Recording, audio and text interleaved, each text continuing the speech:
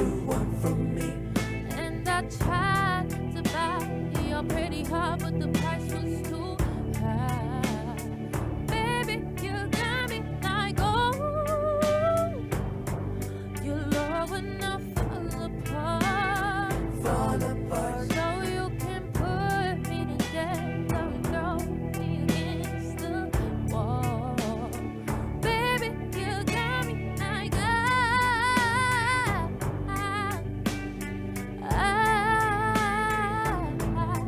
don't just stop loving me. Don't quit loving me. It's not loving me. Oh, and babe, I'm just fine with fire just to get close to you. Can we learn something, babe? But I'll run for miles just to get a taste. Must be love on the brain that's got me feeling this way. It beats me black and blue, but it loves me so good, and I can't get enough. Must be love on the brain, and it keeps cursing my name. No matter what I do, I'm no good without you, and I can't get enough. Must be love on the brain. Baby, keep loving me. Just love me, yeah.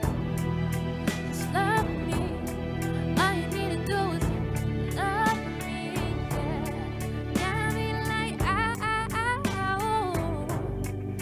tired of being played like a violin. What do I got to do get in your mother loving heart? Baby, like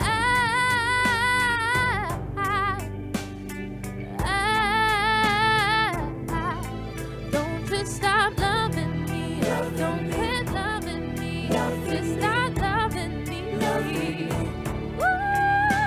And babe, I'm just fine with fire just to get close to you. Come on, learn something, babe. And I'll run for miles just to get a taste. Must be love on the brain that's got me feeling this way. It beats me black and blue, but it loves me so good, and I can't get enough. Must be love on the brain, and it keeps cursing my name. No matter what I do, I'm no good without you, and I can't get enough. Must be love on the brain.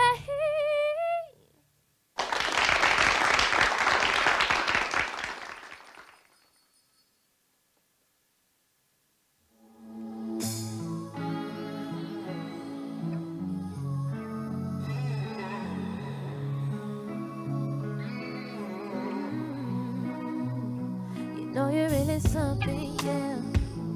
How we get here so dang fast. So only you can tell me that. Baby, 'cause you know I'm coming back. You're making me forget my past. Never thought I'd feel like that again. I came to peace in my past.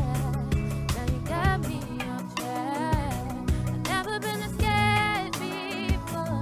Feelings I just can't ignore. Don't know if I should fight or flight, but I don't mind. I don't mind. Yeah. Tripping, falling with no safety net. But it must be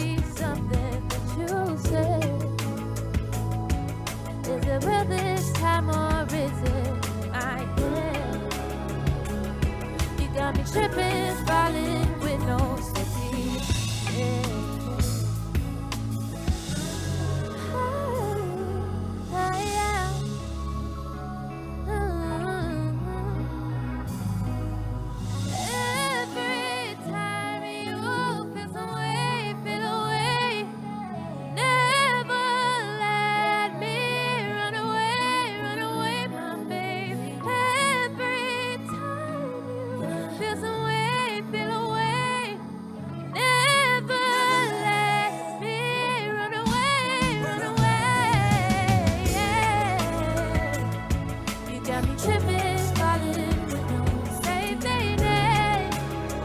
Baby, something that you said. Is it real this time or is it in my head? You got me tripping, falling with no safe lady.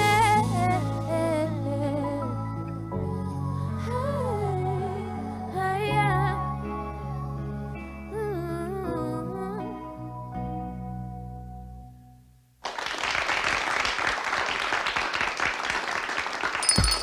It's lunchtime and the Brooklyn Cafe is open for business. Live from the Amp Media Studios, Dawn and Freddie S. and their team are ready to serve up a huge portion of fun for lunch with friends and neighbors. So let's break open that lunch pail and unwrap that sandwich you brought and take a front row seat in the Brooklyn Cafe and get ready to enjoy some humor and hot topics. It's time to get a healthy serving of hope and happiness to help your day go by with a smile. Your hosts, Dawn and Freddie S., are ready to talk about food, health, dating, or just plain dream making. If you have a story to share, movie review, restaurant critique, or just a coincidental thing that happened to you, call in toll free 888-994-4995, Studio A right now. Sit back and enjoy your lunch break at the Brooklyn Cafe. Here are your hosts, Dawn and Freddie S. Welcome. Hangover Thursday. They're so much better though, because Tinkerbell brought us some light this morning, as she always does. Who? It's the power of Tinkerbell. Who? Tink. Tink. Metaphorically and physically. Is that her short version? Tink, 100%. Hint. Tink. Tink. Oh, that's not nice. You're dropping cards. I was wondering what happened to it. I'll pick You're that up dropping. before How'd you we like get going. that singer? She's incredible. We have a handheld for her, and that's what We got Priscilla in the house. That was just amazing. Your voice kind of soothes the soul. Everything calms down. Welcome back to the studio. Thank you for having me. It's I missed it. I love everything about the area. I love the whole vibe of everything. So it's fun. It's always fun being here. Now you've been hanging out in Atlanta, yes? Yeah. And you've been doing some tracks and some outside gigs and stuff up in Atlanta? Yeah. So this past Sunday, actually, I performed at the Atlanta Juneteenth Festival in downtown. It's a very large event. It welcomes about 60,000 people every year. So I got to perform in front of that crowd, and it was really fun. I had a whole 15-minute set, so it gave me a chance to really, show that I could sing, and then also promote some of my new singles that came out as well. And how did that go for you? It went really well. I got a lot of new followers from it. I noticed some of my stream counts went up as well. I had people come up to me and compliment me, and it was a really good experience. It really was. Is that the largest crowd you sang in front of? That, and then I also did this one festival in Miami for it was the Sands Festival. It was like a Caribbean festival, and that was a really big crowd. That was about maybe 70,000 people, I think, or 60,000. Are you still in school or out of school? I'm still in school. I'm on summer vacation right now, though, so it gives me a chance to focus on myself and building up my socials and whatnot. I wanted to ask you how you were able to manage all of that. It takes a planner, an agenda, and just managing your day. Just knowing what you're doing at every specific time so that you can stay on track of things. I even write in when I'm going to go eat lunch or something. Like, that's how meticulous I try to stay. You really have to stay on point to do it all. You're doing school remotely? Mm-hmm. Is that what you're doing? Yeah, I do it online. It's more convenient that way because I don't have to make the time to travel to a lecture, sit in a lecture, and then, go about my business again, only to go back for another lecture later. It's in a way where I see my entire semester laid out in front of me. So if I want to knock out all of my schoolwork from the beginning of the week, I can, and then I can use the rest of the week to do my other activities.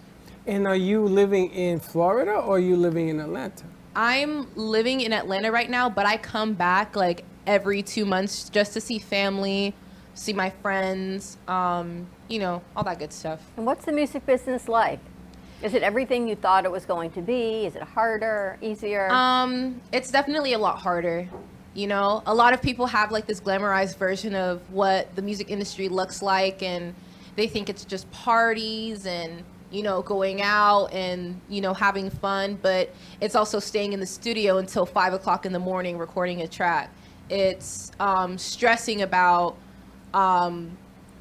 sometimes, like, some shows don't go as planned. It's stressing about making sure that you have everything that you need in that moment so that if something does go wrong, you can take control. It's about learning to be cooperative with the people around you, being able to collaborate with others, disagreeing with people, learning how to, you know, just, it's also keeping your core values as well, because it's easy to get lost in things. Your producer, does he say, this is what we want from the music, and you say, no, this is what I want from the music?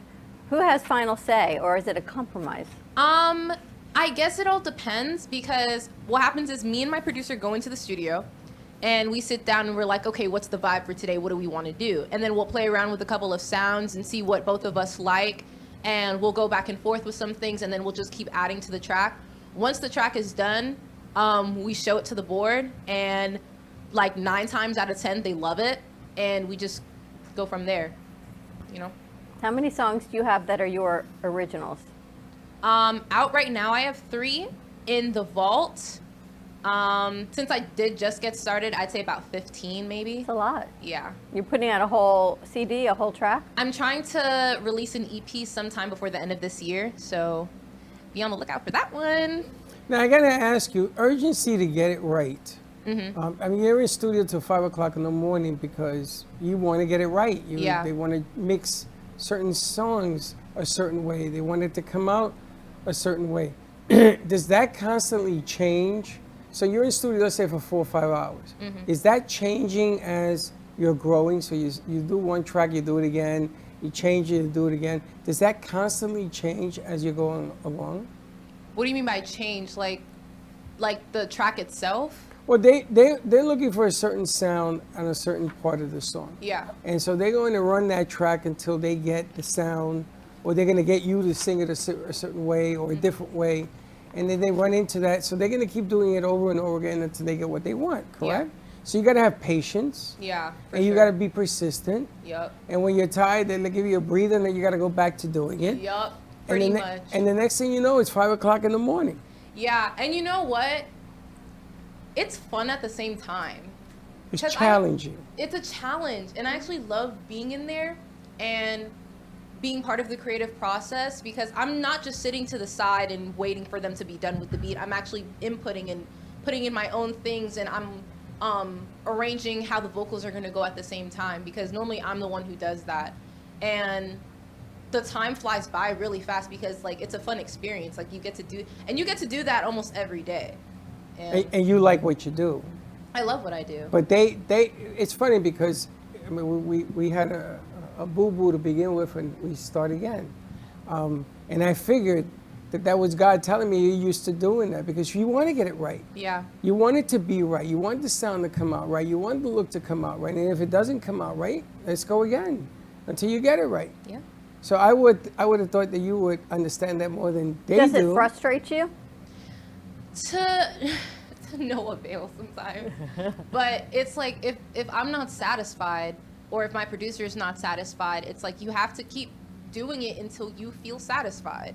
And it's like sometimes you don't want to disappoint yourself. You want to put out something that you genuinely love, that you're proud of. And if you're not wholeheartedly proud of it, and sometimes you're not even wholeheartedly proud of it. Sometimes you have to tell yourself, it's good, stop.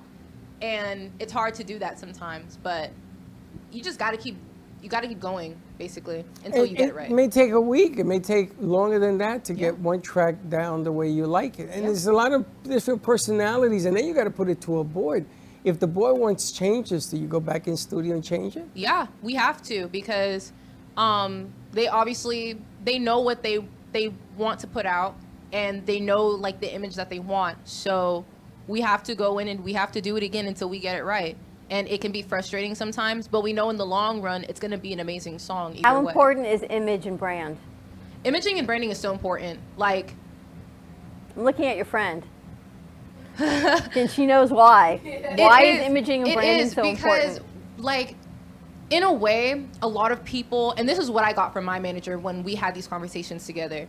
In a way, when you're out there and you're presenting yourself as an artist, you have to present yourself as someone to look up to, someone to like strive to be. And in order to do that, you have to present yourself as such. So like even now, like because this was so last minute, I normally wouldn't even be here without any makeup or hair done right now. So that's how important it is to be the best that you are in that moment, you know? So how they convince you to do it? It takes a lot. It takes a lot because I come from very humble beginnings, like humble background, conservative parents. So it's hard to get into that headspace of, okay, I have to have my hair done. I have to do makeup. My nails have to be done, like that kind of thing. But the end product is always pretty. So I don't mind sometimes. It's interesting because I talk to Chelsea all the time. They've put some things out and we say, you got to take it down. And she says, but why? It's good. I said, it's not on brand. She says, but what about it? I'm like, well, some of the words in there aren't our brand. They might be your brand, but they're not our brand. Right. It's not our image. Even though the content was fine, it was just not for us. Right. That's always important. And consistency. That's also very important That's too. the other side. It's the Yeah. consistency of doing it right and over. I kind of like that you just popped in here because it shows that you're willing to go with the flow. Yeah. And that to me is like a coming home segment. You know, I'm home, I'm just hanging out with. It's just a chill vibe. I love and it. I've seen artists do that. I've seen people go home and they're at the barbershop guys and they're just hanging with people that they grew up with and friends and it's not all this pomp and circumstance. It's just you, Yeah. which is kind of cool. I love when they do that. But I'm hoping you're mad because I think about our crew all the time. You're in the middle of a project right now and they've changed it 3 times. But it's my fault. But it's frustrating, but yet Yeah. at the end of it, I'm going to ask you, do you feel great and do you forget about the frustration or do you learn from it and say, all right, next time I know I need to do it this way? I guess a combination of both. Like the end product is always like fulfilling. You're proud of yourself. I put in all this work and now this is done and it looks great and I'll take whatever knowledge I had from that learning experience and I'll apply it to the next one. You know? It's a great lesson. You're It's a great young to be lesson. teaching the lesson, but you're a great role model to be teaching it to your generation. So it's twofold. Thank you. And you're learning business. Yeah. You know, is there a difference between personal and business? For sure, but in a lot of limelight as well. When you're presenting yourself like this, especially in front of a big crowd, you have your social media and whatnot, a lot of people want to see a little bit of that personal side of you because they want to connect to you. Because even though I'm performing in front of all these people and I'm all dolled up, I'm still human and I still have my own things. And sometimes people need a reminder of that as well. There was an artist that was singing. She was on stage, and the guy threw her cell phone at Hit her in her, the face. and he gave her a black eye, and a couple of butterfly stitches. Yeah. And the guy was brought to court, and he was charged with mischief, Manslaughter or something? misdemeanor. No, it's just a mischief. But the funny thing about it is that he got what he wanted, which was to meet her. And she's really upset with him. Yeah. She says, well, if you let me slam you in the face with your phone from 20 feet. I mean, the shot that he did was a LeBron shot. I mean, and he'll never do that one again. But so do people forget that artists human. are human. Yeah, celebrities in general, people forget. And I think it's because they see them as this source of entertainment, they dehumanize them. And that's the sad part, you know? So what's gonna happen when you True. grow up and they see you like a J-Lo or something like that, and everybody wants to touch you? You ever seen this? They want to touch you. They want to they want to selfie. They want to take a picture. Yeah. Anything. I mean, if push comes to shove, like, I still want to be kind in the end, and I still want to be a good person. So if you want a picture, sure, you can get a picture. But then also setting those boundaries for yourself and being like, hey, I'm not in the mood, or this is not the time, you know, then tell them. If they don't respect it, then, I mean, hopefully I'll have some bodyguards by then. 70,000 pictures is a lot. Yeah. Just be careful. We had someone who would take pictures with me all the time on the set. And he would say to me, be careful with that. And I said, but why? Next we found there was a hidden account of pictures of only he and I. Oh. Yeah. I mean, clearly they were all professional. It was always on set and in the studio. But I never knew it even existed. You have to be careful in everything you choose. Yeah, But the just be careful. reason I ask you is personal business is because sometimes that line gets really, really gray. People will offer you deals that just sound too good to be true, and it's still a business. Yeah. But you still have to take care of the personal side. But I'm gonna tell you got a great voice. Beautiful voice. Thank you. Great voice. You got good persona. It looks like from the last time you've grown more into what you're doing, more confident as well, which is really great. But I love that you spent a little time because all the producers in here are trying to learn that next level, and you're handling your business. So So thank you for stopping by. Thank you for having me. How do people find your music? You can stream all of my stuff with my name Priscilla Manning, and then you can follow me on all social media platforms, Priscilla Manning _music. That's PRISCILLA Manning _music. Thank you so much for joining us. Thank you. Priscilla. Chelsea, nice job. Priscilla, that's a whole show in itself, Chelsea. Priscilla. Just like we're doing with Kendra Actually, Live. there's a new Priscilla coming out, a new movie. Yeah, but we got it first. Really? Yeah, it ain't come out I yet. think But Priscilla up there. I think Priscilla Presley might come out first, but it's a new But movie she coming don't out have in a July. movie. Everybody knows her because of somebody else. Yes. Everybody knows her because of her. Big difference. Let's take a commercial break. More to come on this. Talk to me Thursday. I know you're still calling it a hangover. We're gonna Hangover pass the Thursday, hangover. baby. It's a fourth cup of coffee Thursday. Yep. Stay tuned, and we'll be right back. Born in Marseille, France, Max Nice Lozada job, creates Priscilla. whimsical and free-flowing I know. interpretive art. His 40 years in the construction industry created the foundation for his craft. His unique work displays his view of the future with bold and playful combinations of materials and processes, but the methodology remains consistent. He fuses recycled materials and discarded building supplies into a fresh, well-executed approach. Lozada has lived in Miami, Florida most of his life, where he pursues his lifelong passion of creating industrial art. For more information, contact Max Lozada at artworkstudios.org or 786-326-8873. Want to save money on your next flight? Then pick up the phone and call because the best prices are not online. See, SmartFares has special deals with the airlines. When they have unsold seats, they use SmartFares to fill them. So you get airline tickets at ridiculously low prices. With the extra money you'll save, you can book another trip or treat yourself to dinner. Call today and get the best price on your next flight, guaranteed. Also, save up to 50% off business and first class tickets. Welcome to a new way to watch your favorite shows. Only at www.amp2.tv/Roku. It's a place filled with music, podcasts, news, and more. Come join us.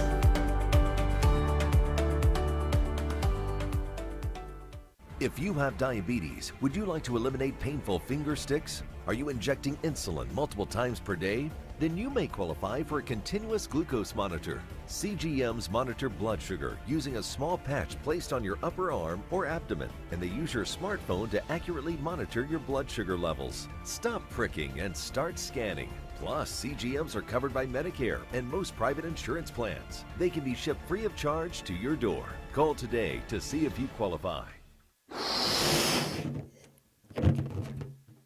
Todo Bello Balloons is a business that was born out of a passion for creating unique and beautiful balloon designs, including balloon bouquets, balloon arches, balloon columns, and more. We specialize in creating unique and beautiful balloon designs that bring your dreams into reality. We believe that balloons have the power to bring people together and create lasting memories, and we are honored to be part of that experience. Contact us and we will bring happiness to your celebrations with our balloons.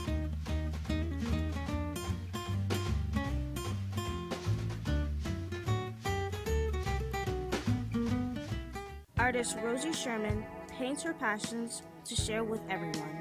Expressing herself through bold and vibrant colors, her suggestion and style are always in flux.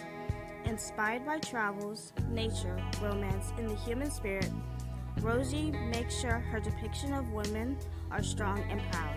Her landscapes illustrate the changing seasons in the diverse world that we live in.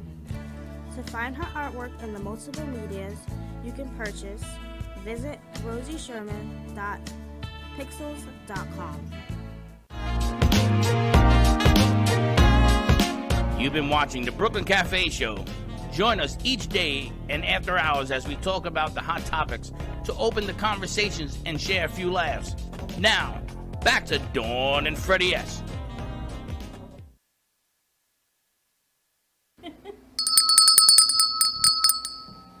This ain't the same anymore. It's Josh. It's Josh's energy. Look.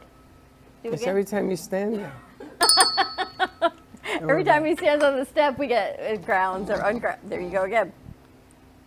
I don't know what to tell you. Must be the wire. All right, moving on to Priscilla. That was fantastic. Thank you so much for singing for us. We got music. We got some art. Last week we had a sort of like a tour, but nobody toured. We kind of sat and chatted. I don't even know what the hell that was. It was a meet and greet. I think it was. I don't know. Did we meet and greet? I guess so. Talk into your microphone. I think so. It was somewhat like that. We just talked for a little bit. And how did you meet Grace? Oh, it's a funny story. My mom actually works at a car shop, and Grace went in there to change some tires. And my mom brags about my artwork to every client she has.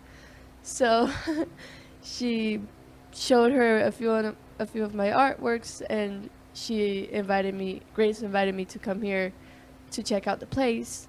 So I decided to give it a try. And so I came here and walked around, and here I am. What's amazing about your artwork, I mean, you're incredibly talented, is that you're self-taught. Yeah.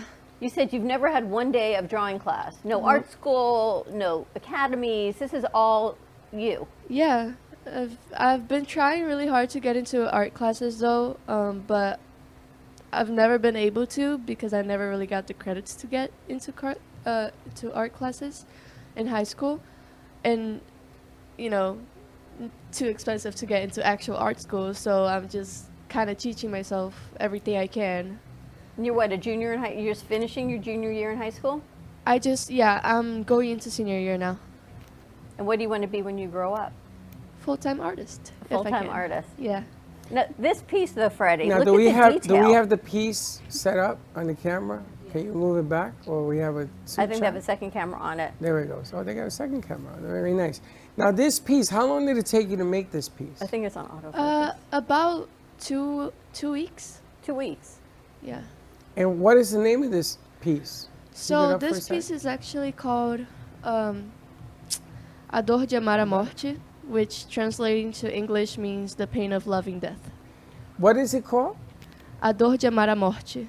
Is that Portuguese? Yes. Oh, so you're Portuguese? Yes. She's Brazilian. She's Brazilian. She speaks Portuguese. Whatever. Don't get complicated. But look at the detail. We interviewed a young artist many years ago and happened to have been Bailey's sister at the time. At the time, still is. But her artwork was a lot like this. No, Bailey's sister was a little different.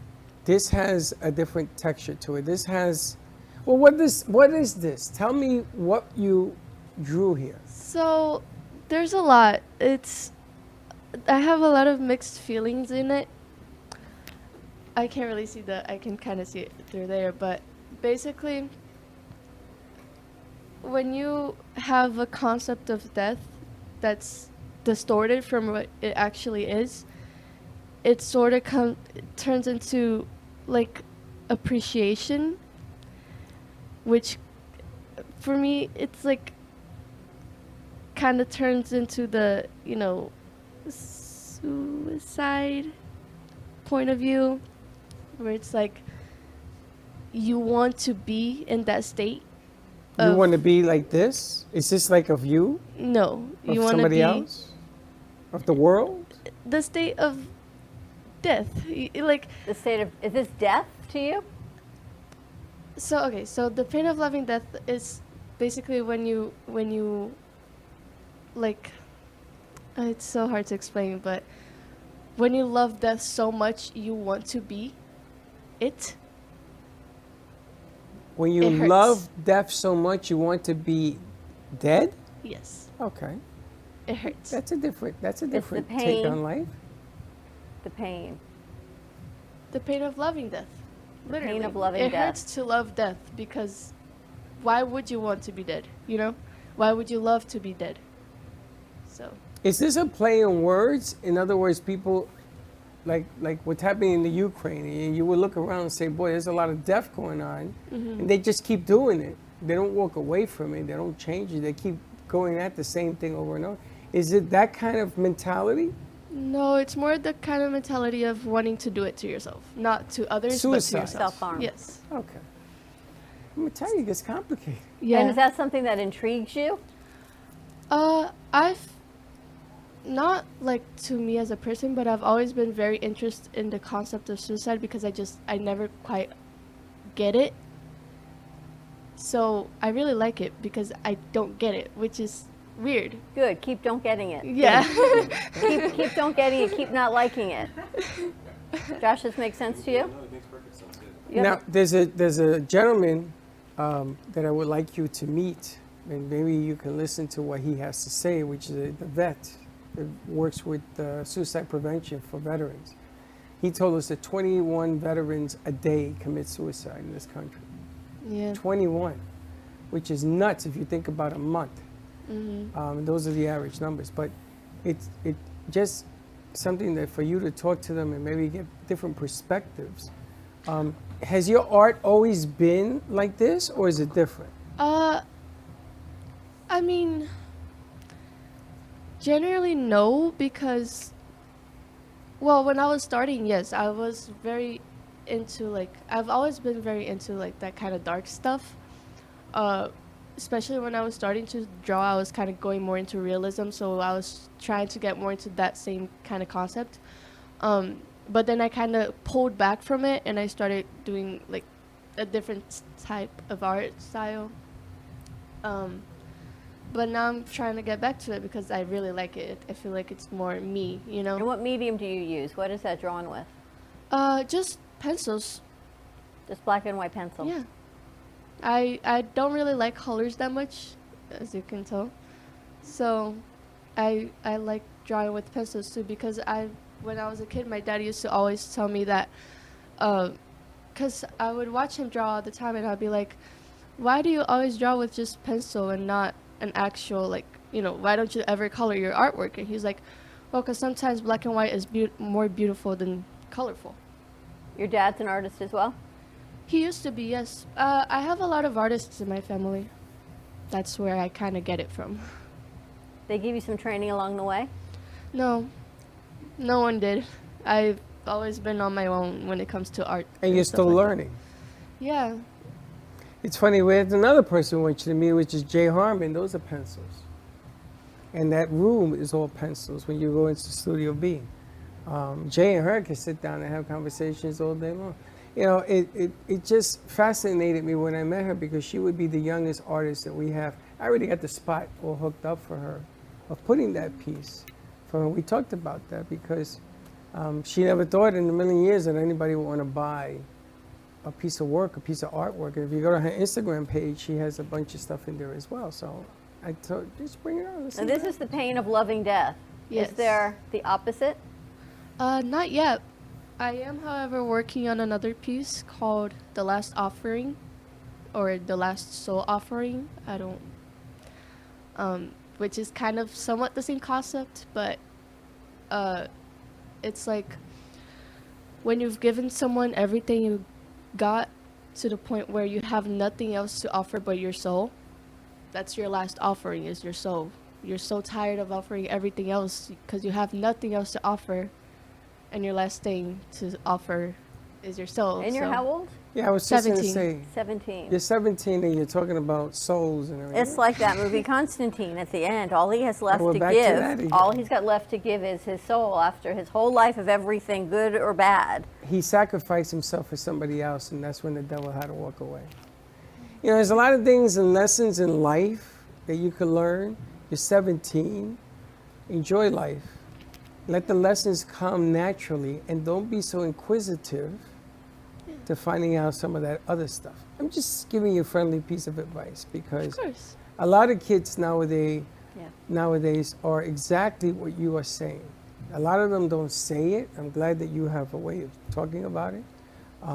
But all of this stuff, you're a good artist. You're a great artist. Thank you. You know, and the bottom line here is that sometimes people see things and they relate to them, so you have to be very balanced in what it is that you present. But here we go. You're very talented. Thank you. What's your Instagram page?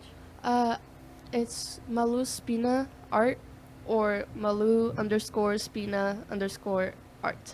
It's one of those. A lot of underscores.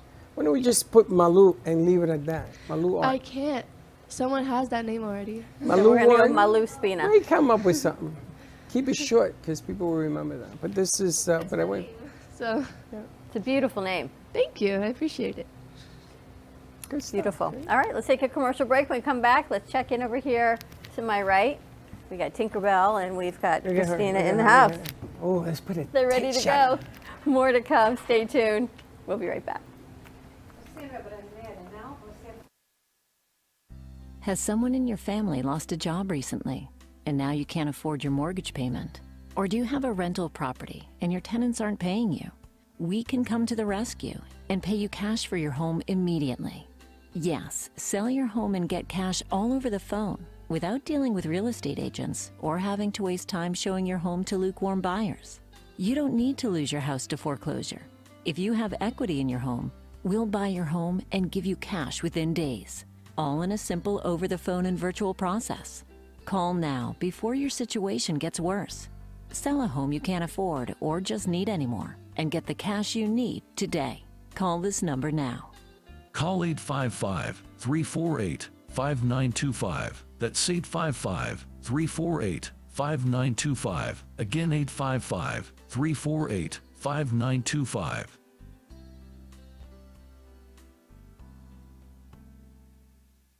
Stephanie Jaffe is a world-renowned artist who creates one-of-a-kind pieces.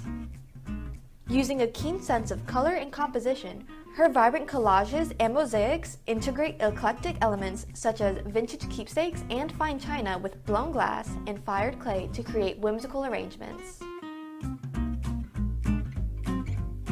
For more information about her work, come down to the Brooklyn Cafe TV studio or go to StephanieJaffeArt.com.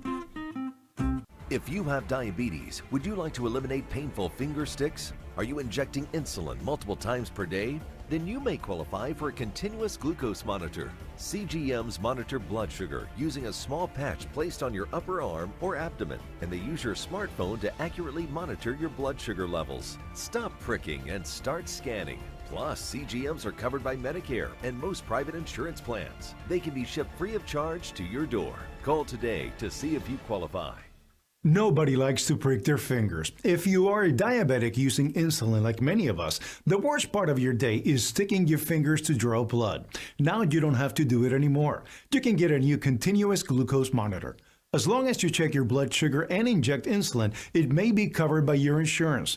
Call us and we'll let you know if you are covered, and send one at little or no cost to you with free shipping. Stop freaking your fingers. Call right now for your new continuous glucose monitor. Introducing the Price is Right Home Sweepstakes. You could win the same kind of cash and prizes you see on the TV show. Just call this number right now. And when you call, ask about these amazing offers from our sponsors. Low Cost Airlines offers fares too low to advertise that you can't find anywhere else. You can save hundreds on your next flight with Low Cost Airlines. US Med is your one-stop resource for diabetic supplies. And if you have Medicare, you could get them at little to no out-of-pocket cost. US Med. MedGuard Alerts unique medical technology provides immediate help to seniors with the touch of one button. And you could get your device for free. MedGuard Alert. The United Breast Cancer Foundation can use the donation of your old car, truck, or van to help those fighting breast cancer. Pickup is free and you'll get a tax exemption. Call now to enter the Price is Right Home Sweepstakes. Win thousands in cash and prizes and learn more about these great offers. Hey Kaylee, what's up? Hey, nothing, what's up? Nothing, just looking for music for Grandpa I listen to while we're in the car. What's wrong with listen to now?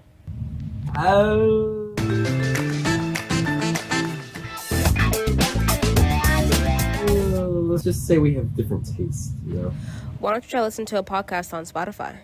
Like which one? The Broken Cafe Studio one is really good. Okay, I'll try that one out. Thanks.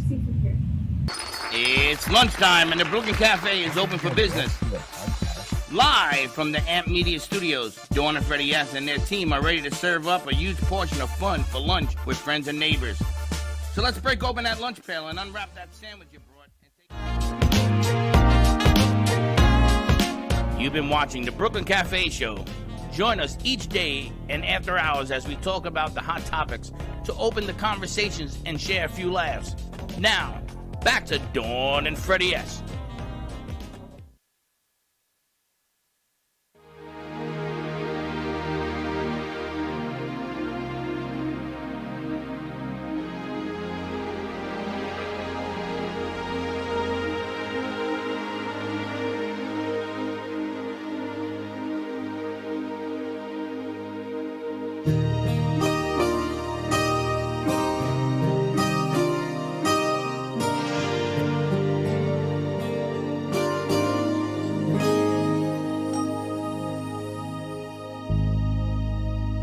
I never thought I'd ever make it.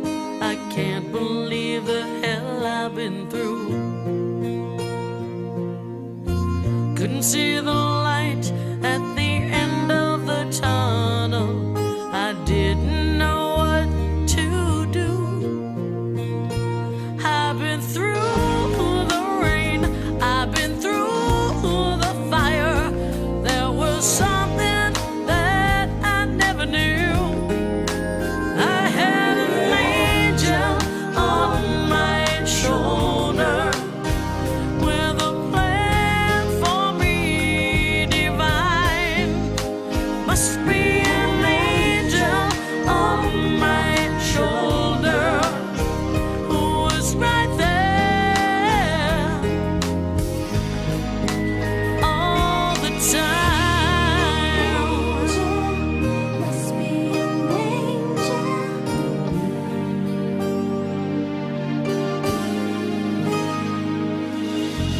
This world can be so cold and so heartless. It's hard to find your way alone.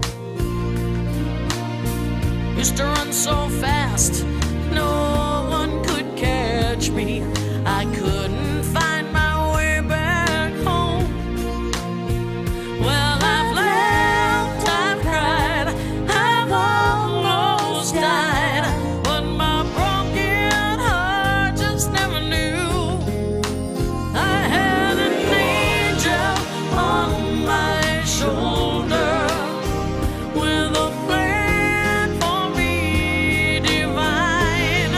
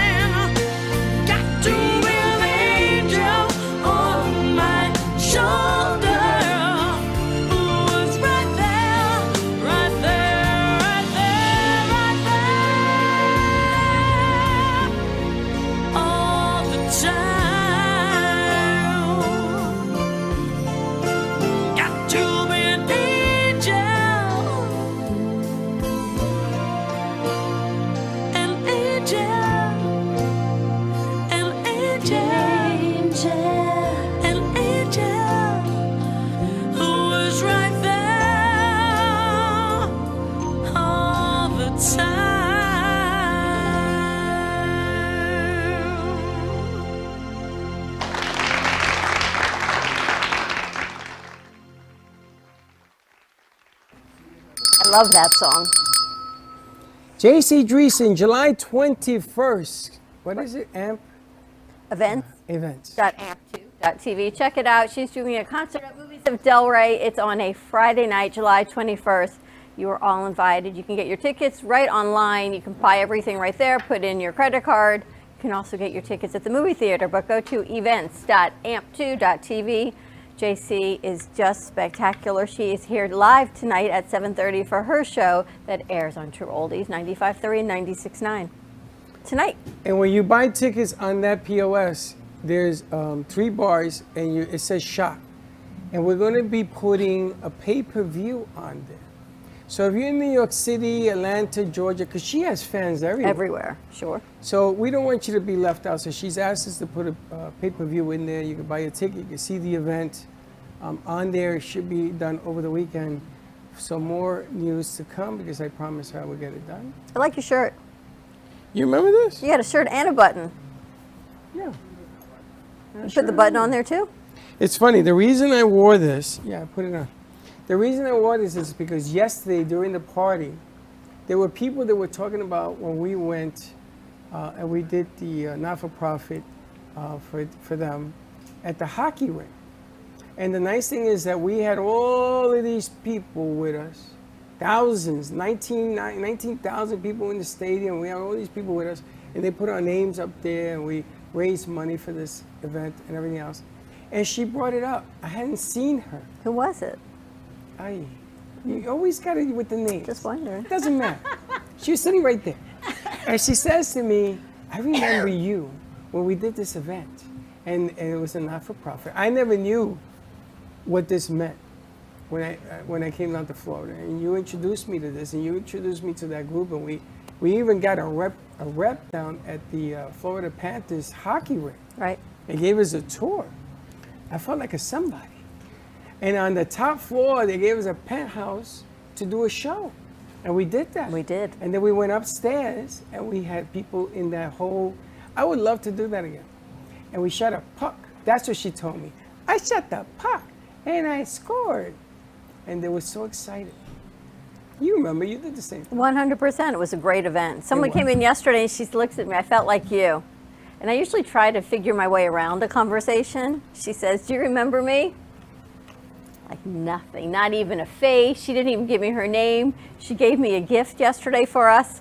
And I have to be honest, I said, no. And then I realized who she was, and I don't ever remember meeting her, but apparently I met her 12 years ago. She says at a networking event. I introduced myself to you every morning because I don't know who the hell you are. But, and I was like, She said, but we had a lovely conversation. I'm so glad. It could have gone the other way. She said, we had a terrible conversation. And Carolina does the English and Spanish version of Mindset for Success. And today we have back our famous Ruth, Dr. Ruth. We got Tinkerbell back in the house. I call her Dr. Ruth because she has that same persona. What a giving human being. I got to tell you. Our subject is totally different. For those who don't remember, 100% different, correct. You know, but life is all about the love. Don't matter what form it comes. You love what you do. Dr. Ruth is all about sex. Yes. No. Dr. Ruth, no, you know, she was put into that because she's so cute and small and all that, and she was a psychiatrist. Yes, she's a psychiatrist. So they asked her sexual questions, and she answered them. The next thing you know, she had a 40-year career because they kept asking her the questions. It wasn't that she was only about sex. You remember when we met her at iHeart? But this is Paulette Pfeffer, a.k.a. Tinkerbell, or Tink for short, in the house. She's changing the subject. Talking about silent victims of crime, because it's really, really important that they help the kids whose parents are in prison and really help break that cycle and get them out. And with her, she brought her friend Christina Bellasalma, Christina what? Bellasalma. That's like Good 3 job. names. That's 3 names. And she has 3 names. Bellasalma. That's like 2. I only counted 3. How many syllables is that? 17.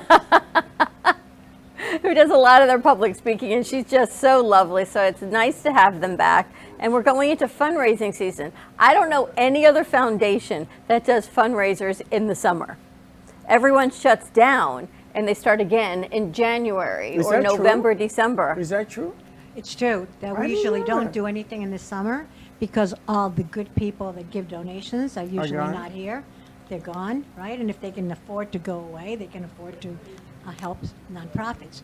But we do get walk-ins and a lot of last minute, and it's on Lincoln Road. So people like going to Lincoln Road because after you leave the event or before you go to the event, there's fantastic stuff all over the place. But our events are usually a lot of fun, and we make sure that it's a lot of fun. Like this one has singers, it has a fashion show, and it's in a gallery, the first one. So we have 3 events coming up this year. The other 2 are later on, one in October and one in December. Lincoln Road is amazing. I had to leave Miami. When I first came from New York, I went to work for 6 years down in Miami. And I was all over Lincoln Road, and then all the presidents' names are there, and they had the big complex, and they have all the boating. I had to leave. I would never go home. Miami used to open at midnight. What happens is it's hard to get to Miami, but once you Now get when there, you're you want to stay. Yeah, and I had a parking space in where I worked. I didn't have to park or nothing. And all of a sudden, I found myself, the clock. I used to get there at 6 in the morning, and the clock got later and later. And I said to myself, I can't go down there no more because Lincoln Road is phenomenal. It's phenomenal. Oh my goodness. And the people, all the Europeans, there was all this influx of Italians and it was, and they make you feel like you're at home. Well, And now the- they have the Cheesecake Factory that Of opened course up they there. do. And there's people like all over the place. It feels like it's not the summer. It's such a great place. It's so full of people now, Lincoln Road.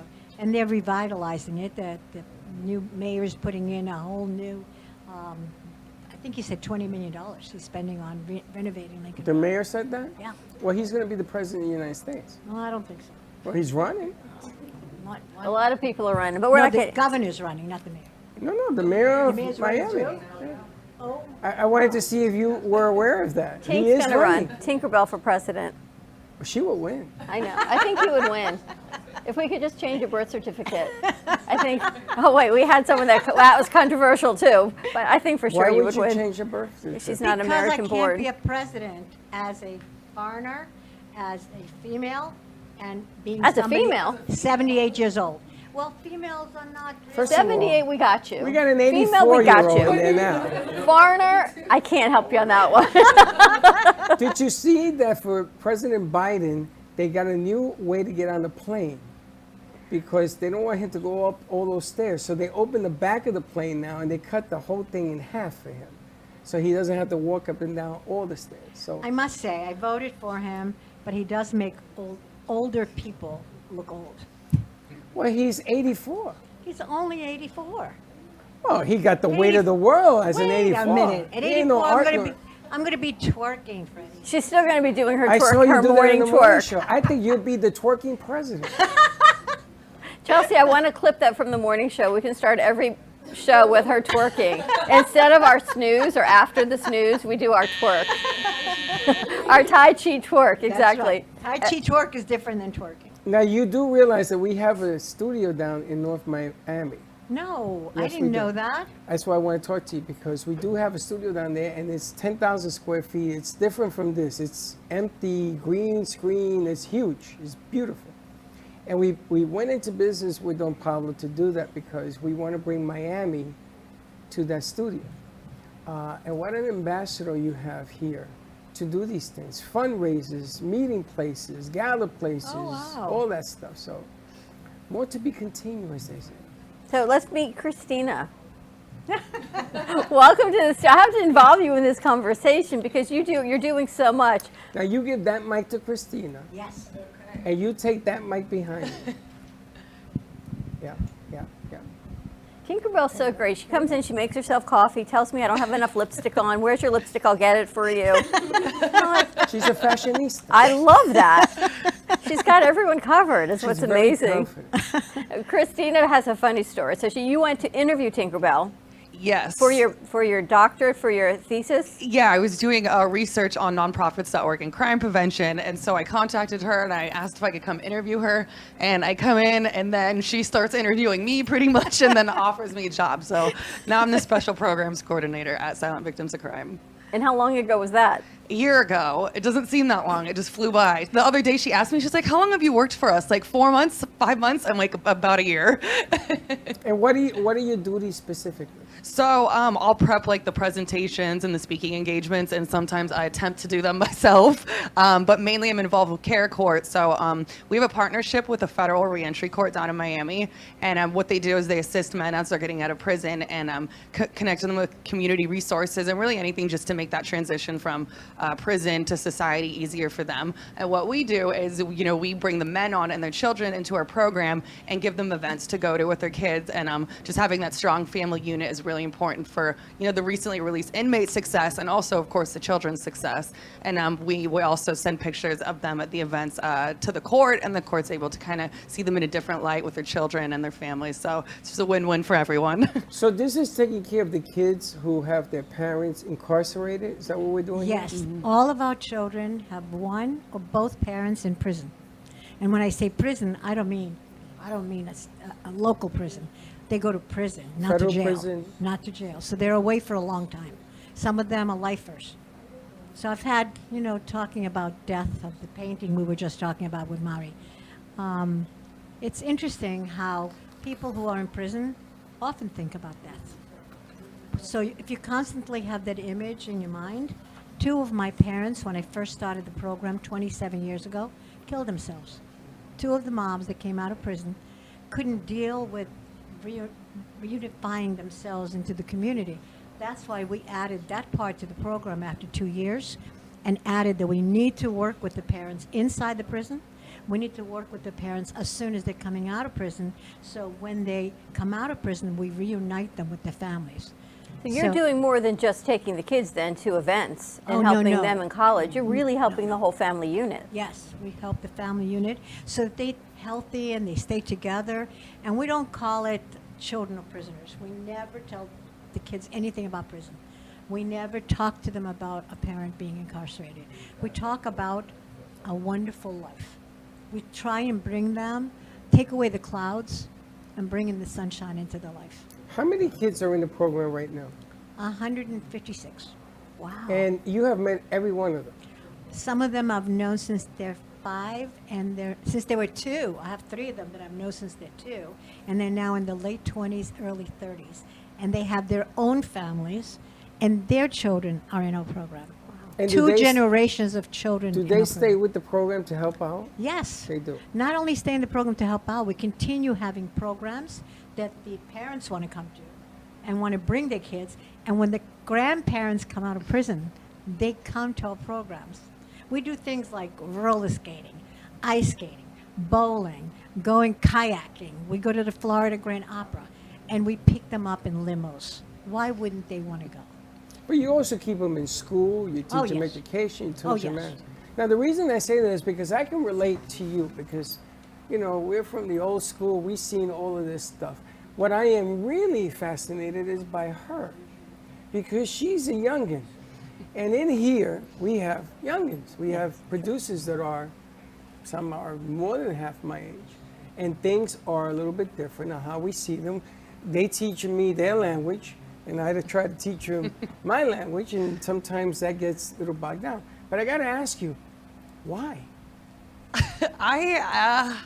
I don't know. It's such a tough question. And you kind of gotta look at your whole life and trace it back to why did I want to get involved with this. I think just personal experience. I feel like we've all known someone who has had contact with the criminal justice system in some way. And when you personally know someone and you know they're not a bad person and that they deserve a second chance. And so I think it was just personal experience, and I kind of just always knew I wanted to be involved with people who were coming out of prison as well, and just kind of helping them get back on their feet. And you are studying to be a criminal justice lawyer? Not a lawyer, it's a PhD in criminology, essentially. Yes. But are you going to be practicing law? No, I don't want to do that. Practice law? No.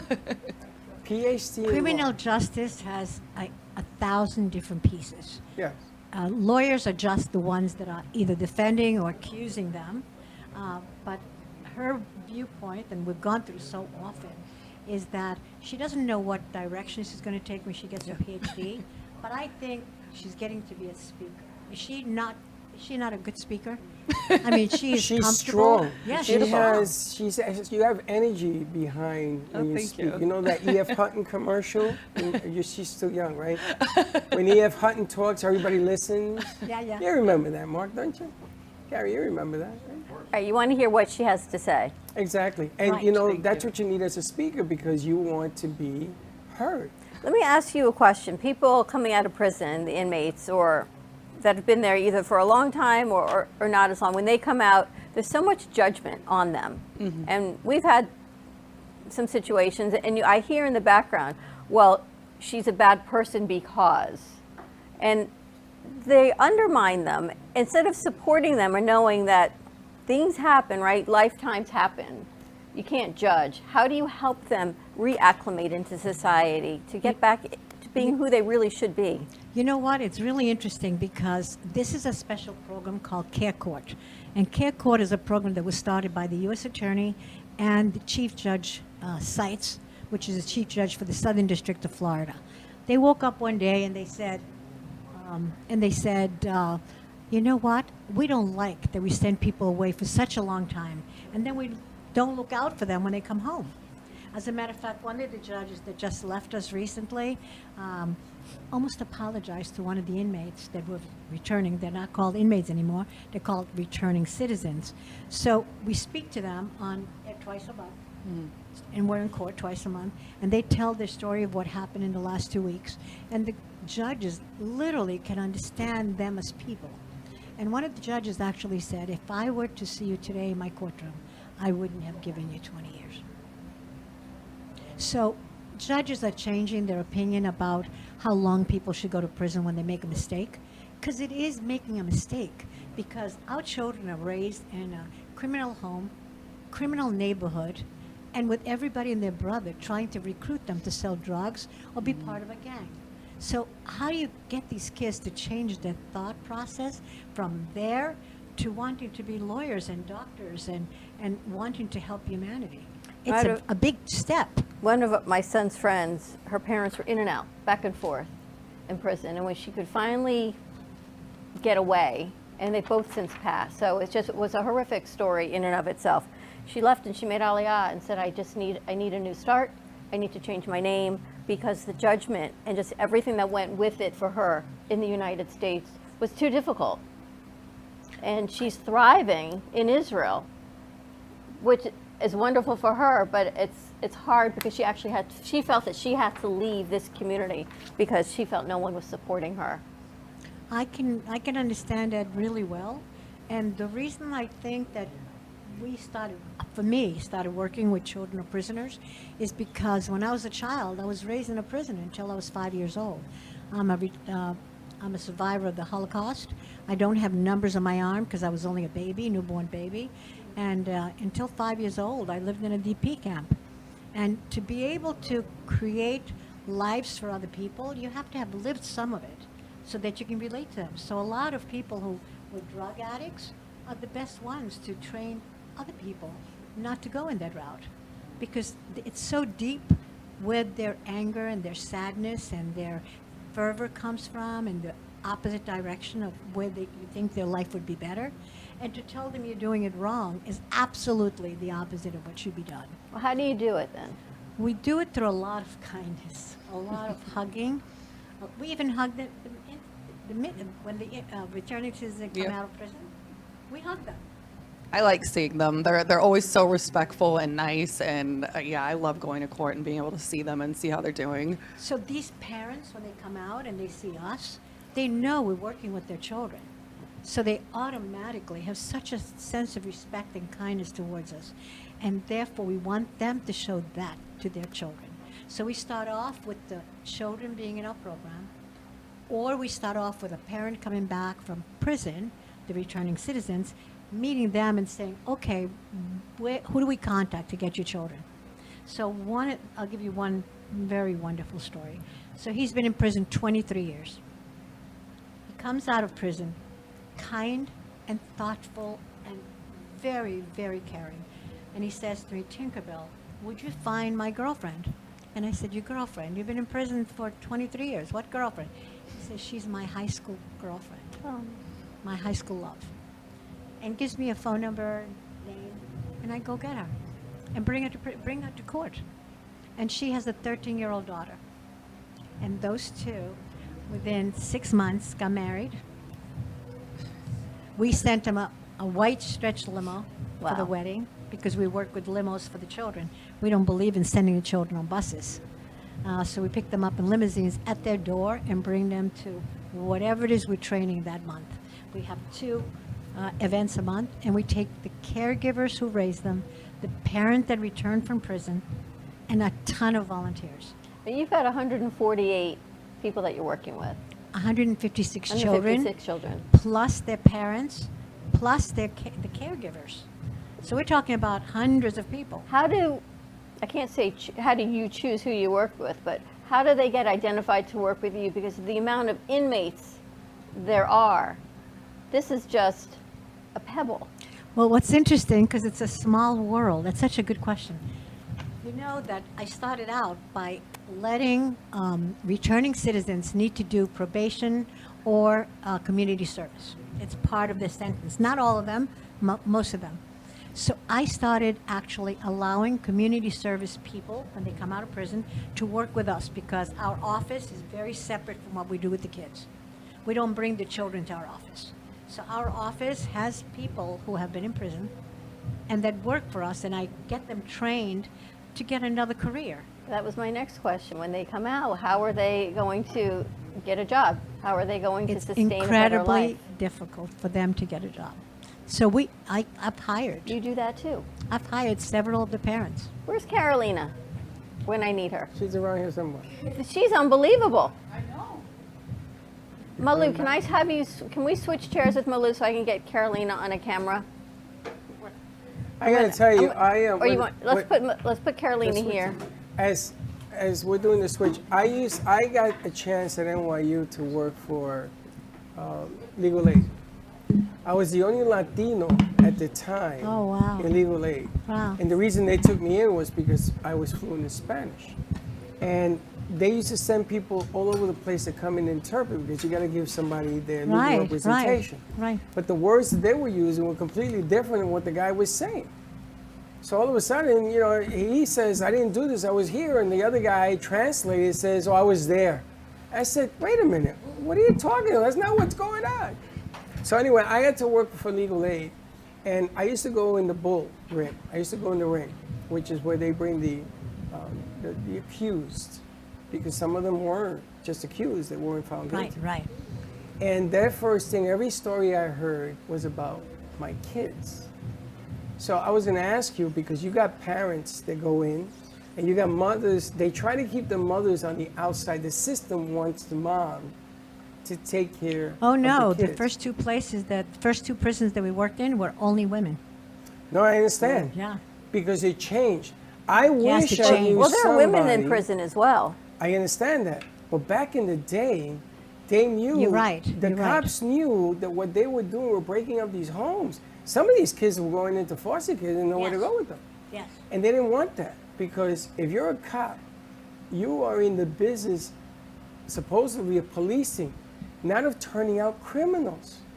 So they used to train us and say, yo, you gotta go hit. This kid's gonna grow up hating you for putting his parents in there. Let's start there. And you're growing a criminal through the system. Through hate, sure. Through hate. And he's not gonna care about Yeah. taking a life. They don't care. So I wish there was this program. The cops used to ask, you know, we need help. And the city said, no. That's why Scare Straight Oh came no, out. the whole family needs help. Because think about it. You asked me, what do we do with these kids? What do we do with the children and the families?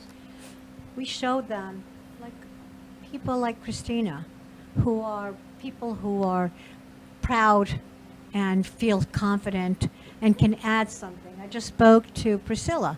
And I said to Priscilla, would you be willing to help us with our summer camp? We have an actual theater company doing our summer camp. Would you want to be part of that? And I only need you for, she says, when? I only gonna need do you it? for 2 weeks. She's shaking her head yes. Yes, she's shaking her head. She's going to be there. Talking to you. No, it's Priscilla. Oh, Priscilla. Oh, Priscilla. Yeah. You Where's she singer. go? You wonderful back there. singer. Who's right in the back. Oh, there she goes. I can't see with the so lights. people like that who are proud and comfortable in their own skin, whether they're white or black or Chinese, the children want to see that we're all together. And once they see us for 1 year, it takes 1 year until the children feel confident enough to tell us everything. Everything. The caregiver will tell us everything. Tinkerbell, he beat me last night, but I'm not going to charge him. And we have this conversation. I'm not a therapist, so I get them a therapist. You know, they need a new home. We give them a new home. Everything so that this family unit stays together. How many people work in your, I don't want to say We're office, 19 in your people community? that work Wow. for us because we have 2 offices, one in Miami and one in South Carolina. The one in South Carolina is 27 years old. And Wow. the children there are all grown, and their children are in our program. We had to change the name of our organization in South Carolina to We Stand for Kids because their parents have not been in prison. In Miami, we're called Silent Victims of Crime. That's incredible. Because- Carolina, what did you all talk about today on your show? This was a little bit of a part 2. Yes, it was the English part. So we talk about the importance of having a goal. She planned her life in 5 years goals. So she put a goal and she go all the way. Determination, clarity, no fear, no doubt. She just go forward. And she was telling us about the different situations in her life and how she overcome that. It was amazing, amazing. How she think, how she believe that everything is possible and just make it happen. Why do you think everything is possible from your upbringing? You've been through some situations. My entire family was killed. I didn't have an uncle, an aunt, a grandmother. I didn't have anybody. So we moved to 7 countries, and all of them because we're trying to get into the United States. And each time we came to a country, as soon as we got there and we tried to get in, they said, no, that country's cut off now. We went to another country. That was the only reason I lived in 7 countries. But for my life, I think it was the biggest incredible privilege that I saw no borders and I saw nothing stopping me. And I saw that everything was possible. I came to the United States. My father said I was going to be president of the United States. And I told my friends when they asked, what do you want to be? I'm speaking to some of the young people. What do you want to be when you grow up? They go, some of them say, I really don't know. What do you like? And then they go, well, I really would like, I work with theater. I really would like, because I love this environment here.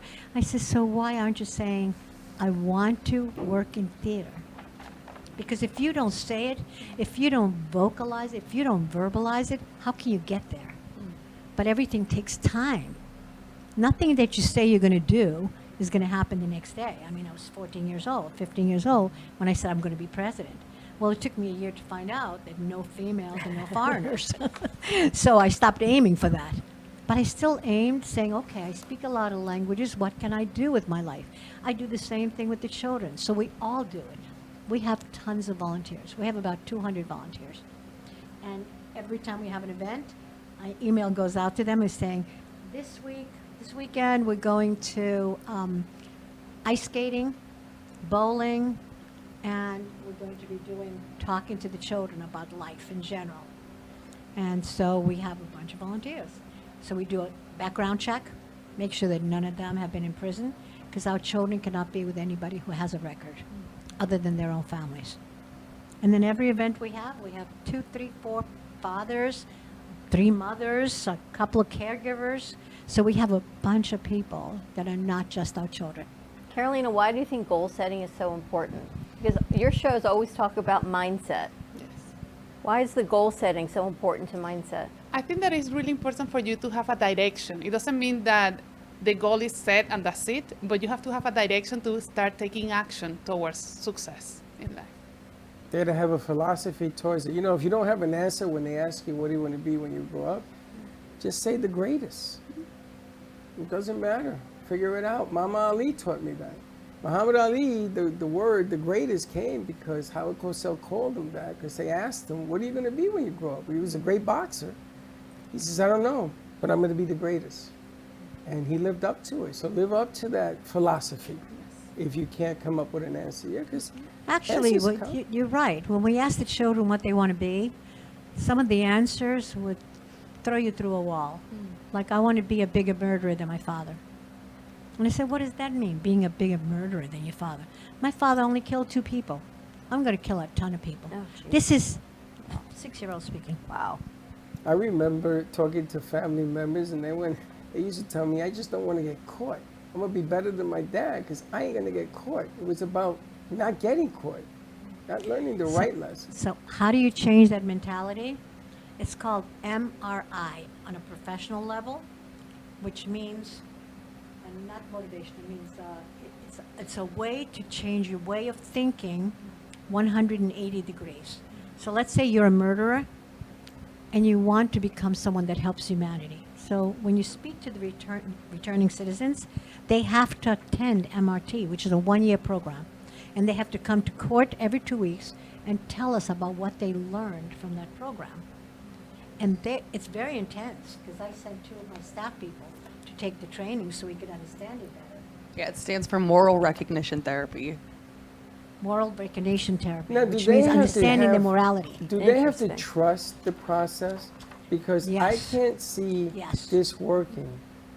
Because I'm going to tell you, some of these kids, they know the game, and they can act like angels until nobody's watching. But do they trust the process? Do they give into it? Think about it. I'm doing this for 27 years.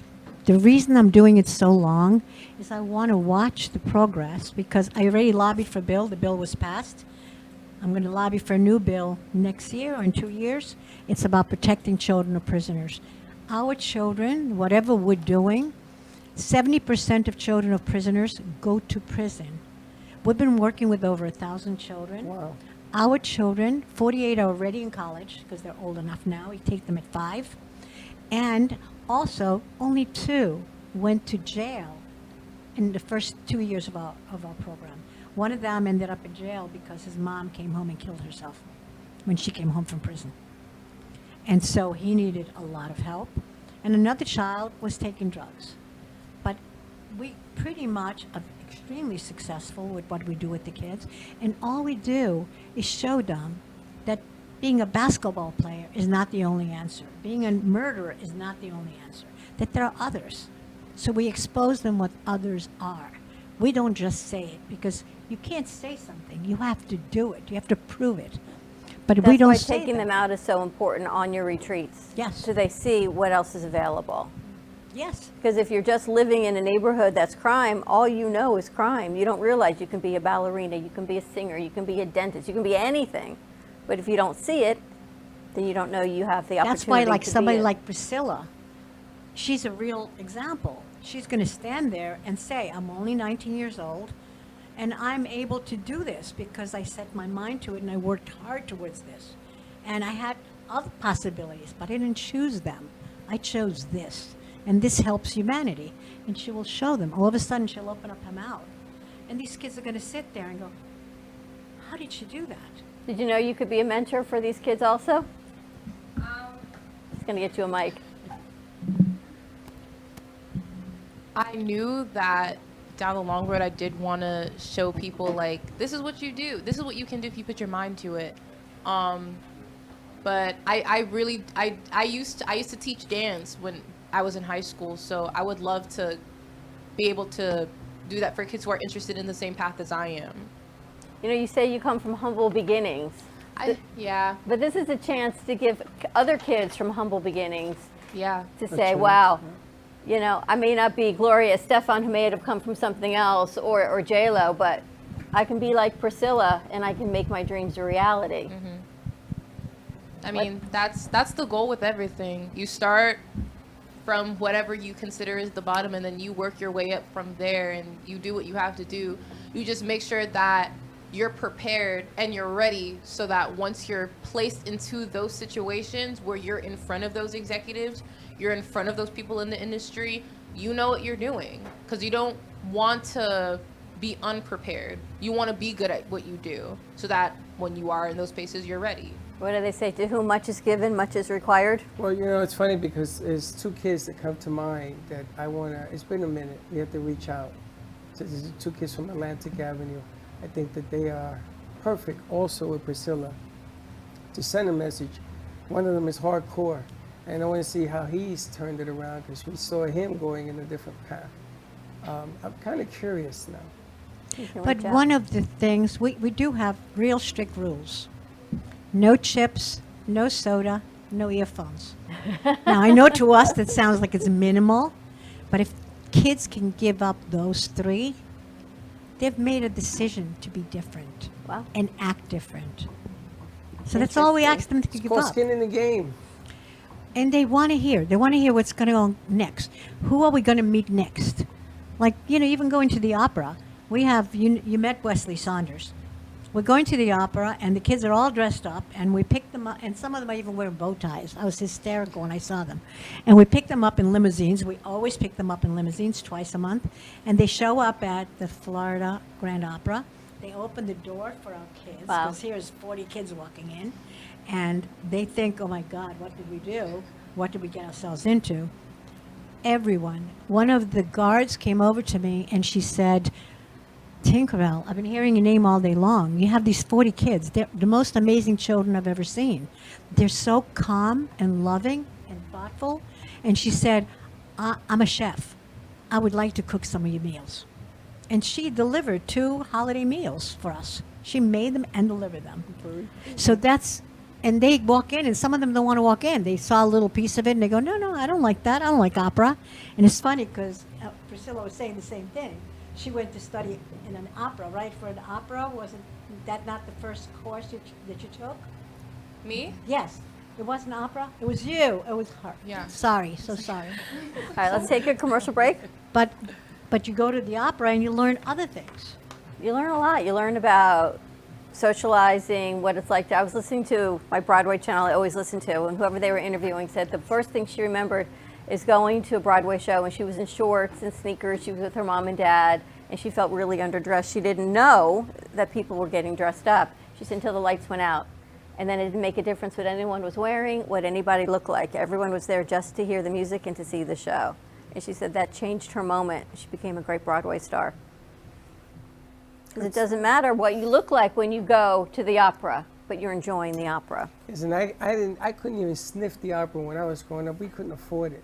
So I used to watch everything on the black and white TV. You know, Movies of Del Rey has the Metropolitan Opera series. I know they do. You need to check it out there. I think it's fantastic what they're doing for the Met. It's unbelievable. All right, let's take a commercial break. Let's do that. More to come on the other side of this break. 888-994-4995, Studio A. Stay tuned. We'll be right back. Amp Media Productions is excited to announce our expansion into North Miami. With our experienced team of radio and TV professionals, we are dedicated to bringing North Miami the highest quality audio and visual production services. Whether you need radio or television commercials, podcasts, music videos, or audio and visual storytelling, we can provide the solutions to help you reach your goals. Our team is reliable, innovative, and creative, and we're ready to help you develop the perfect product. With our competitive rates and personalized service, you can trust that your project is in the best hands. Contact us today to get started on your project. 866-224-5422.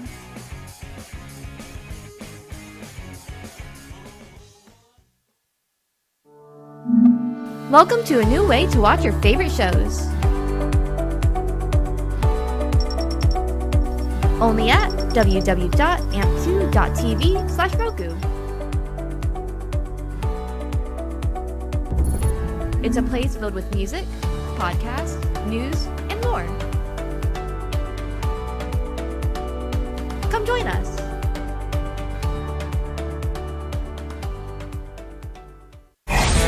Your True Oldies Listener's Guide. Listening in the Palm Beaches? That's 95.9 FM. On the Treasure Coast? You want 106.9 FM. In Boca?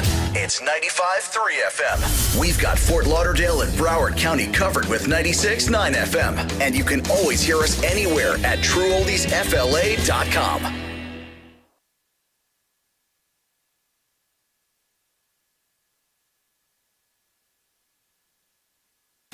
Do you enjoy watching the Brooklyn Cafe Show? Well, now you can represent your admiration with our merchandise. We have amazing t-shirts in a variety of sizes for you and your friends.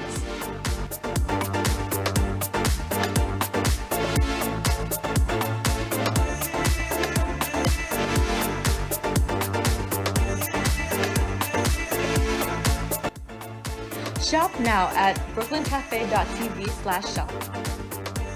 The easiest way to sell your home is to call the number on your screen right now. We'll buy any home in any condition. And the more it's worth, the more you can get. Plus, no real estate fees or commissions means more money in your pocket. And no fix-up costs either. Sell any home in any condition, sometimes within days. Sell your home fast. Call right now for absolutely free information.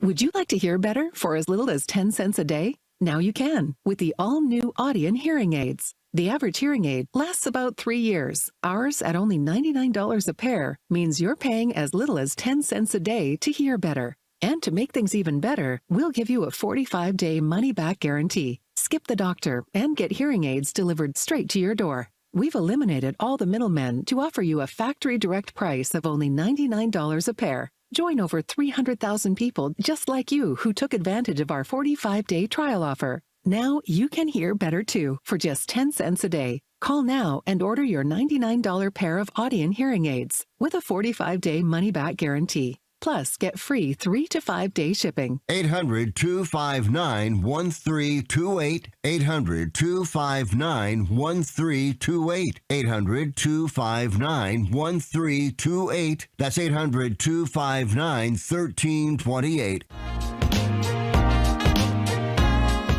You've been watching the Brooklyn Cafe Show. Join us each day and after hours as we talk about the hot topics to open the conversations and share a few laughs. Now, back to Dawn and Freddie S. Get in there.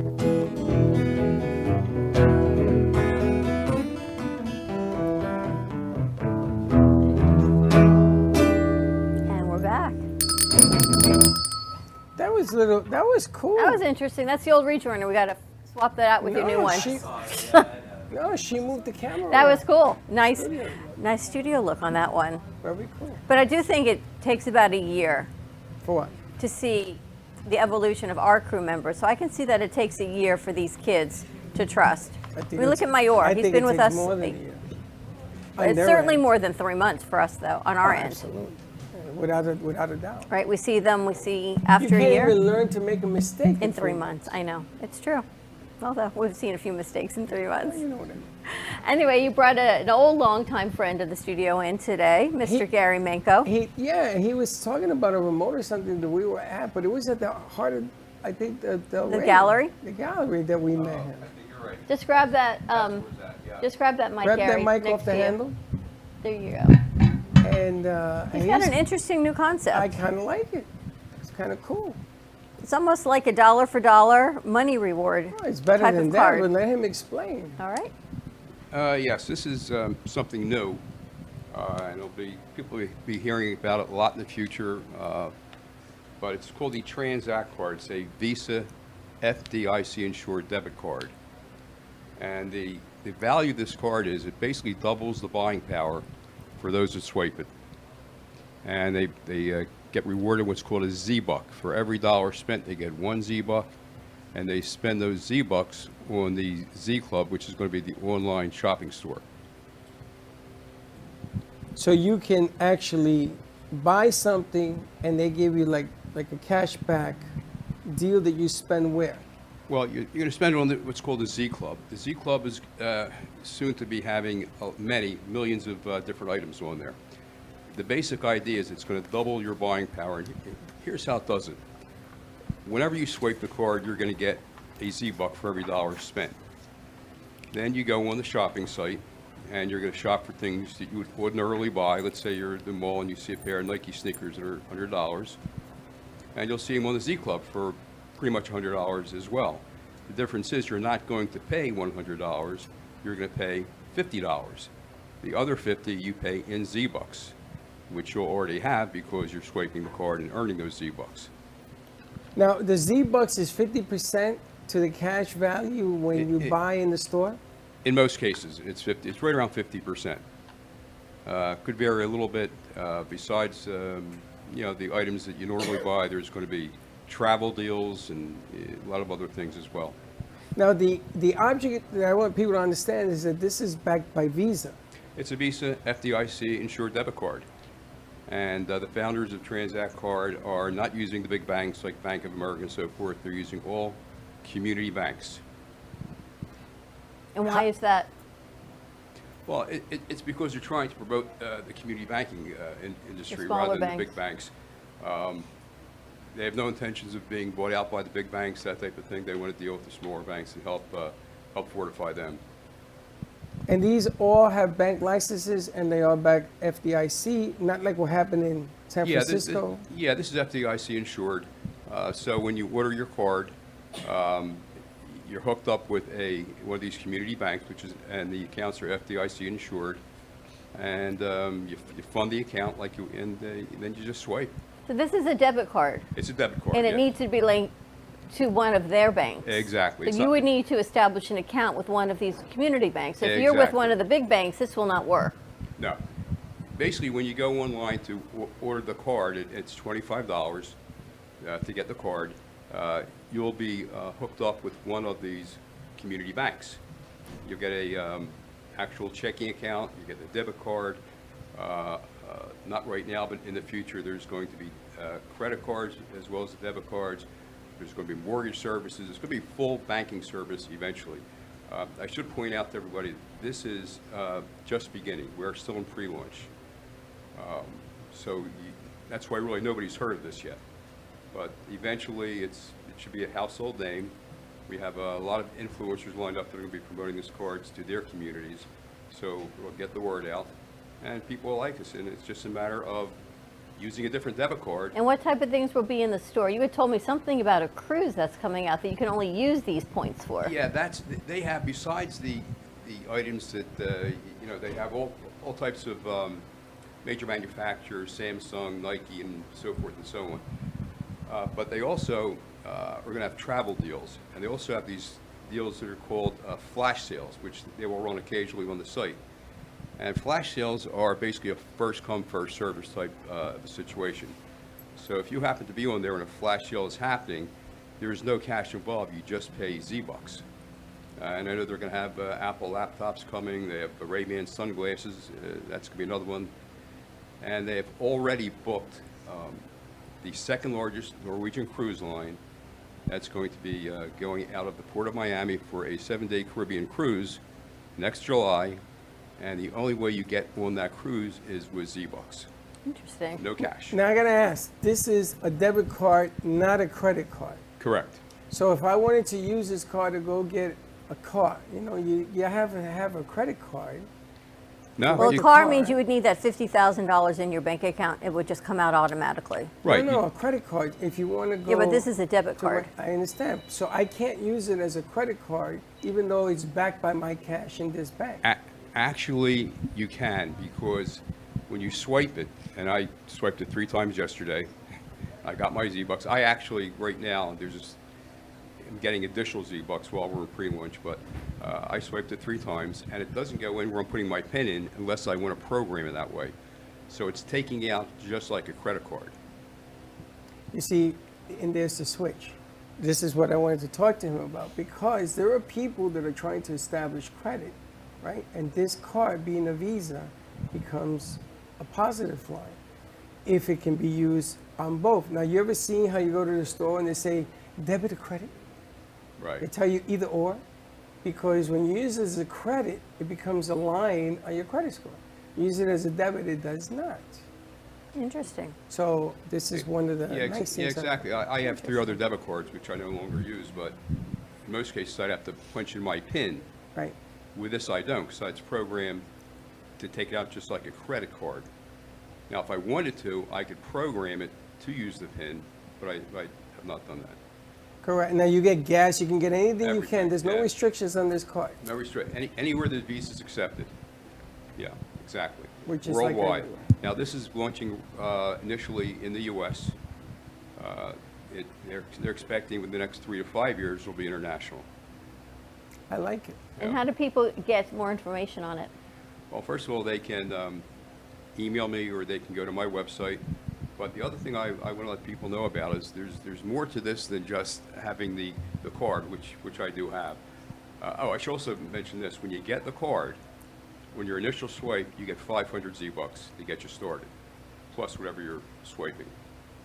And if you were to refer it to a friend, you would get 500 Z-Bucks to refer it to a friend. So that's always a nice thing. But the other thing I wanted to tell people about, there are some people that may be listening to this that are business-minded. And there is a business opportunity associated with the Transact card right now. And it's akin to having like a franchise. Matter of fact, in November on the official launch, it will technically be a legally licensed franchise, and we call them a DBO, or Digital Branch Office. If somebody wants a business opportunity and becomes the Digital Branch Office, the people they enroll and the people that enroll from those people and so forth down the line will fall into their community, and you make money on every swipe. So it's basically residual passive income monthly.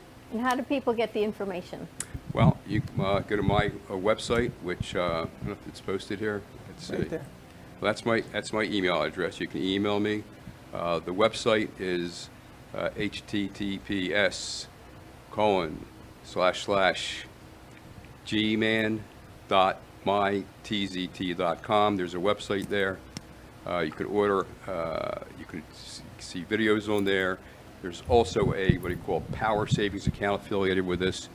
That's another benefit of the card. The Transact card is now has relationships with certain restaurants, Home Depot, and so forth. So when you go in and spend there using the Transact card, depending upon who the vendor is, they're going to get anywhere from basically 2 or 3% goes into a savings account for you. It's a high yield savings account. So that's another benefit. For Let's example, give out, instead of your website, which is a little complicated, what's your email again? it is. Let's put that up. It's sm.consultants50@gmail.com. You can email me. I'll send you videos. Matter of fact, we have live presentations of this every Tuesday and Thursday. There's one going on right about now, I think, 3 p.m. and 9 p.m. Eastern Standard Time. Perfect. Thank you so much. And We just got to wrap this up. We got one more song to get in. Yes. For more information, contact Can I put Freddie. my artwork inside the? You got Bernie here too. He's going to help you sell artwork. I saw Bernie's head pop out of a door. He's around here, but I like this deal because I can make him get a credit card and start using it there. You're going to get no more credit cards for you. It's a debit card. If organizations like churches or private schools were to get this card, they would promote it to their congregation or the community, and it's a win-win because the communities are going to be doubling their buying power at the same time. The church, the school are going to be making money. Except you got to make sure there's the things that you want to buy at an affordable price in that catalog. Well, price-wise, it's going to be pretty much the same things that you see, same price you see at when I Walmart. go, like I have this thing with Keurig, right? I'm part of this Keurig club, and you get all these points, and you think you're going to get things, but it costs you same amount of money plus my points. I'm always wondering what the benefit is. It's not the same amount of money. Or like you go to Sky Miles on the airplane, and it's like triple the price, where you can get it on Amazon for something else. It depends. I'm the skeptic, and you're not on this one. I just bought a air fryer. Is that a thing? Yes. Yeah. Cooking? I never owned one of those. No. I bought it on points. It came to my house. Your Weight Watchers points? Yes. Those are I real don't points. know how to use I the know. damn thing. You love your Weight Watchers points. I love it. It's the best. I will talk. We'll talk after the show. I kind of like this game. Just one last question, can I ask? Sure. Would this be a good thing? We're a nonprofit and we have hundreds Yes. of children. Oh, And yeah. for every birthday, we give them a $25 gift certificate. If I gave them that card, they would still have to have money in a bank before they even have the card. Yes, once they get the card, if they order the card, pay the $25, then they have to fund it. Yes. Yeah. So you have to can fund also But also as a nonprofit, for a nonprofit, when you on the swipes, you're making part of what's called the basis points or the transaction fees. They come back to the Digital Branch Office. So that's why, for example, for certain organizations, it's good because it's actually helping the community, but it's also helping the organization raise money. But in your case, maybe a little more You different. can buy the card. In other words, you have it, you could buy these cards, it's going to cost you a little bit less to get them, and then you give out the card. Yeah, right. I was thinking thinking. let's think about it. Yeah. All right, Thank you. Let's go to. Give me ideas. Thank you. Phil's going to wrap it up. But- Gary, thank you so much. Yeah, we'll talk after the show. And I just want to give out the website for Silent Victims of Crime also. More information for your foundation, for all your events. Christina, what is the way, what is the your best website, or website? people get information? Yes. Or Talk into a Tinkerbell? mic. Into a mic. Say that again. SilentVictimsOfCrime.org. Okay, perfect. Or SVC@SilentVictimsOfCrime.org is For our more email. information. Or Tinkerbell SVC. here, come and see her. We have some things to talk A lot of great fundraising opportunities. There's 30 Yeah. great fundraisers for $500. You can be privileged to attend all of them, and if not, you've made a great donation to support a great cause. And for That- more information, come see us because I'm going to tell you something. There's a lot of stuff going on. Perfect. All right, we're going to have Priscilla take us out on the other side of this break. Have a great afternoon, everyone. Stay safe, be kind to each other. We'll see you tomorrow. 9 a.m. drive time on a Friday. And remember, no hate. Don't be late. I walked across the wire, straight to the razor's edge for you, cut through my own desire, only to watch you hold her. Don't you know I tried to call, but can I stay the night? You whisper one more time, turning my tears into diamonds that fall through your sky. And after all that you promised, and now I know we both got our obligations.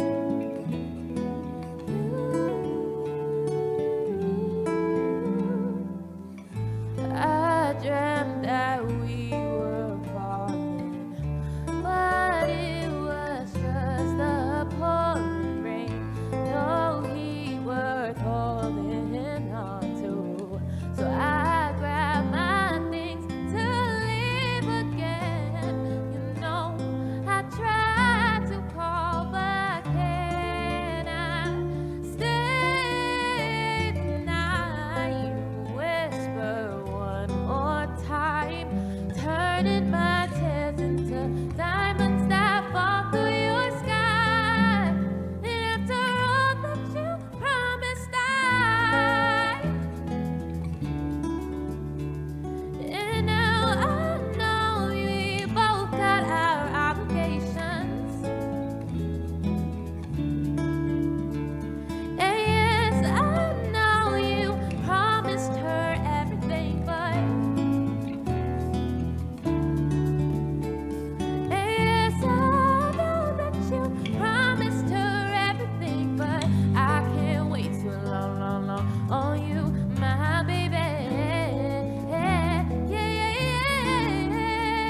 And now I know that we'll never have the conversation.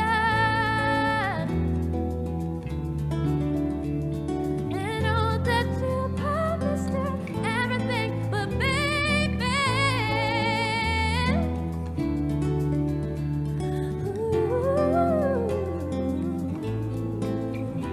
yeah,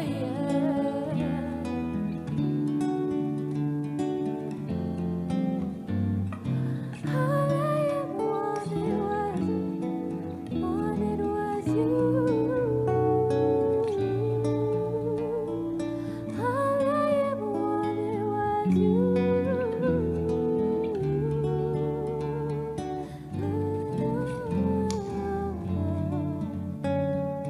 All I ever wanted was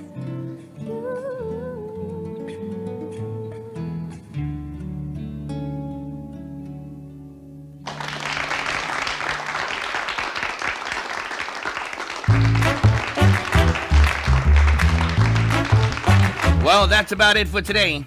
Even though the show's over, the Broken Cafe is always open for business. You're invited to join the fun every day from 12 to 2. If you missed some of the laughs from today, Dawn and Freddie S. will bring you more good cheer next time. You can follow the Brooklyn Cafe on Facebook at the Brooklyn Cafe TV to rewatch every minute of the show. We'll see you next time.